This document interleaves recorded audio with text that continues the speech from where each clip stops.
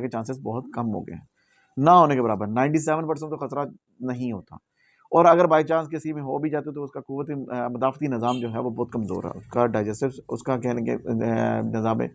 क़ुव्वत मुदाफ़त जो है उसमें वीक है, वो बंदा कमज़ोर है, या उसका कह लेंगे उसका खाना पीना या उसकी डाइट या उसकी न्यूट्रिशन इतनी कम है कि उसका जो है उसमें वो बीमारी के ख़िलाफ़ लड़ने के जो क़ुव्वत मुदाफ़त है वो कम है।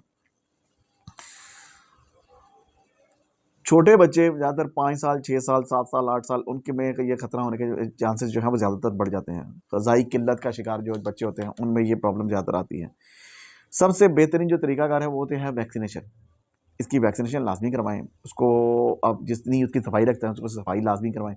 उसकी सफाई रखें, उसको खाने-पीने में एहतियात उसकी बरतें, उसको फ्रेश जूस, उसको दूध, उसका पानी का इस्तेमाल, उसका फल का इस्तेमाल, उसकी जो है लाइट ग़िज़ा, उसको खुला हवादार कमरा उसको दें, उसके बाद उसको जो है उसके पास इर्द-गिर्द जो है कुछ